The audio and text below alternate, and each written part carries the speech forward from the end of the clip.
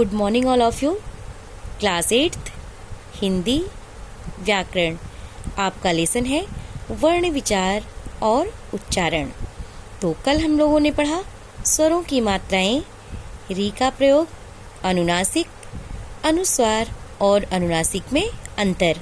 तो चलिए अब हम पढ़ते हैं इसके आगे व्यंजन। तो देखिए, जिन वर्णों के स्पष्ट उच्चारण के लिए स्वरों की सहायता लेनी पड़ती है और उच्चारण करते समय हवा मुख में रुकती हुई बाहर निकलती है, उन्हें व्यंजन कहते हैं। इसमें बता रहे हैं कि जिन वर्णों के स्पष्ट उच्चारण के लिए स्वरों की सहायता लेनी पड़ती है और उच्चारण करते समय हवा मुख में रुकती हुई बाहर निकलती है, उन्हें व्यंजन कहते हैं। तो हम कह सकते हैं कि व्यंजन वर्णों को हम हमेशा स्वर वर्णों की सहायता से ही बोलते हैं।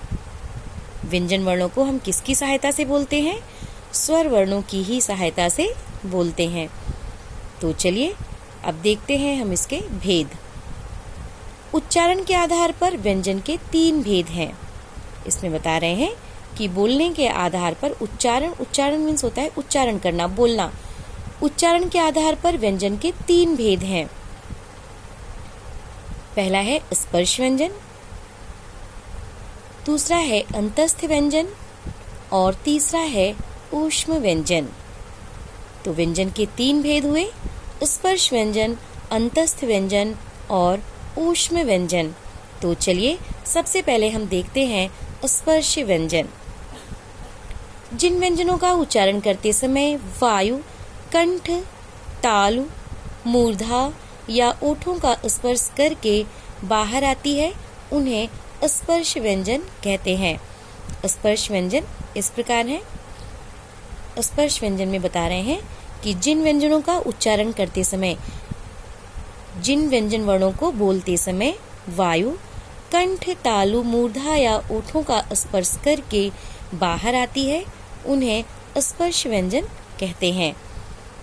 स्पर्श व्यंजन इस प्रकार है। देखिए, ये है, ये इधर एक वर्ग का नाम दिया गया है, वर्ण है ये, और इधर ये इनके उच्चारण स्थान है।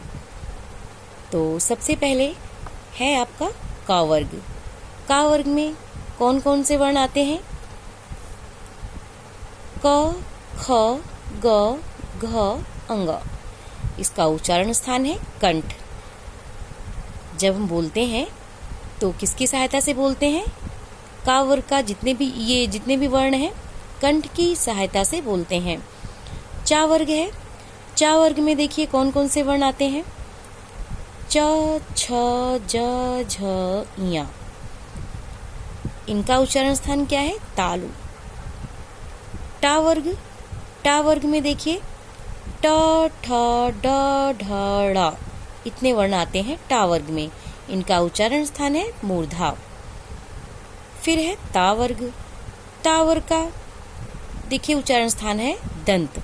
इसमें कौन कौन से वर्ण आते हैं? त, थ, द, ध, न।